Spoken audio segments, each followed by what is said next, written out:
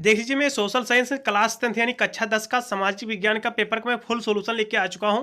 ये आपका UP board का आपका पेपर है। आज ही इसका एग्जाम हुआ है 3 मार्च को। इसका मैं फुल सॉल्यूशन लेके आ चुका हूं। सबसे पहले आप पेपर का कोड यहां से देख लीजिए। जिन विद्यार्थियों के सेम पेपर का कोड आया हुआ था 825FC, ये जो पेपर का कोड है, वे विद्यार्थी इस क्वेश्चन पेपर का सोल्यूशन देखे कि उन्होंने अपने एग्जाम में कितने नंबर बहुविकल्पी प्रश्नों के सही करके आए हुए हैं। इस वीडियो में मैं एकदम 100% में आपके सभी प्रश्नों के एकदम सही सही मैं सोल्यूशन देने वाला हूं। एक भी प्रश्नों को उत्तर मैं नहीं दूंगा आगे वीडियो में अंत तक बने रहना। मैं एकदम 100% एकदम सही सोल्यूशन लेके आया हुआ हूं इस वीडियो में। देखिए, मैं सारे प्रश्नों को उत्तर आपको दिखा दे रहा हूं। आपके सामाजिक विज्ञान का आपका पेपर है, 2023 का एग्जाम का पेपर है, यूपी बोर्ड का पेपर है। आज ही इसका एग्जाम हुआ है। पेपर का कोड आपका 825FC है। पूरा आपका पेपर जो है 70 नंबर का पूरा प्रश्न पत्र है। आपको 3 घंटे 15 मिनट आपको करने को मिला हुआ था। देखिए, यहां से मैं बहुविकल्पी प्रश्न पे आ चुका हूं। इसमें जो पहला प्रश्न आपका पूछा गया है, फ्रांस की क्रांति कब हुई थी? फ्रांस की क्रांति जो हुई थी आपकी 1789 ईस्वी में हुई थी, इसलिए आपका सी विकल्प आपका सही हो जाएगा इसमें का। आपका दूसरा प्रश्न आपका पूछा गया है, आपका जो भी आपका मेसनी का संबंध है, आपका इटली से इसका संबंध है, आपका इटली की एकीकरण से है। पहला विकल्प आपका 2 नंबर में सही हो जाएगा। फिर अगला प्रश्न जल्दी से आप देख लीजिए। हिंद स्वराज पुस्तक के लेखक कौन है? हिंद स्वराज पुस्तक के जो लेखक है महात्मा गांधी है, इसलिए आपका बी विकल्प आपका इसमें सही हो जाएगा।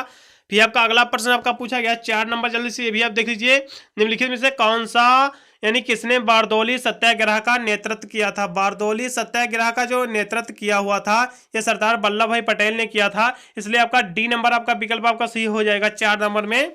फिर अब अगला प्रश्न जल्दी से देख लीजिए। आपका जब फ्रांस छींकता है तब बाकी यूरोप में सर्दी जुकाम हो जाता है, किसका कथन है? यह आपका मेटरनिक का आपका कथन है। ए विकल्प आपका सही हो जाएगा इसमें का। आपका 5 नंबर में आपका ए विकल्प आपका सही हो जाएगा, मेटरनिक। फिर आपका 6 नंबर प्रश्न दिया है, भारत में संघीय राज्यों की संख्या है।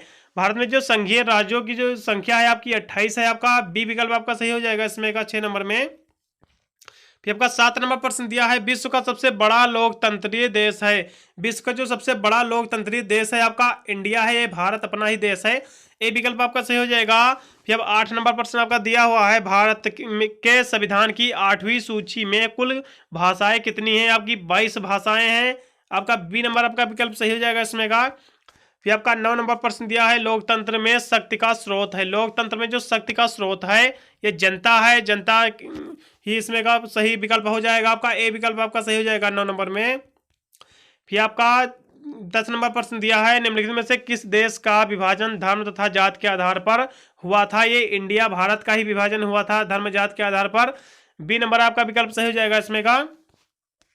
फिर प्रति व्यक्ति आय को अन्य किस नाम से जाना जाता है? जो प्रति व्यक्ति जो आय है इसको औसत आय के भी नाम से जाना जाता है, इसलिए आपका ए नंबर आपका विकल्प सही हो जाएगा 11 का।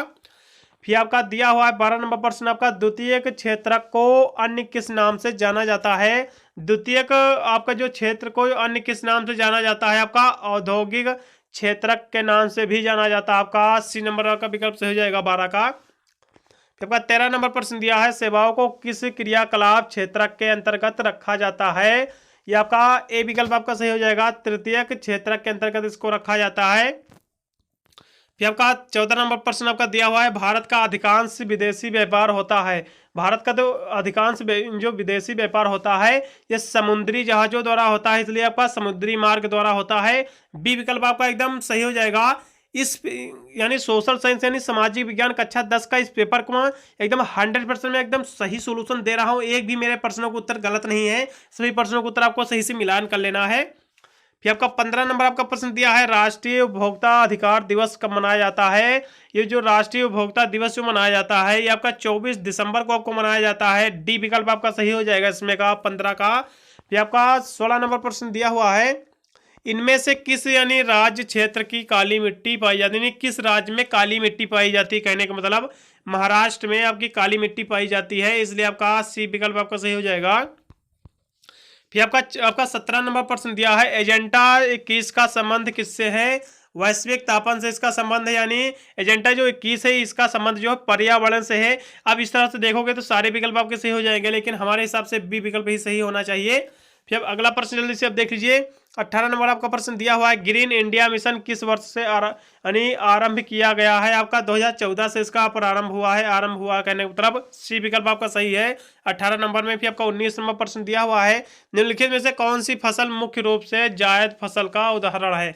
जायद फसल जो आपकी है तरबूज है, इसलिए आपका डी नंबर आपका विकल्प सही हो जाएगा। फिर आपका 20 नंबर प्रश्न दिया है, आग्नेय चट्टानों में पाया जाने वाला खनिज है। आग्नेय चट्टानों में जो पाया जाने वाला जो खनिज है आपका जस्ता है, सभी को पता होगा आपका, इसलिए जस्ता ही आपका सही विकल्प हो जाएगा। कुछ यूट्यूबरों ने इसमें ग्रेफाइट लगाया हुआ है, लेकिन मेरे हिसाब से इसमें जस्ता ही इसका सही विकल्प है। आप चाहे तो गूगल भी इस प्रश्न का आप कर सकते हैं। इस वीडियो को अपने दोस्तों का पास भी शेयर कर दीजिए, जिससे वो भी इस पेपर का सही से सोल्यूशन अपने पेपर से मिला ले कि उन्होंने कितने अपने एग्जाम में सही प्रश्न करके आए हुए हैं बहुविकल्पी प्रश्नों के उत्तर। मिलता हूं अन्य वीडियो के लिए, तब तक सभी को thank you for watching this video.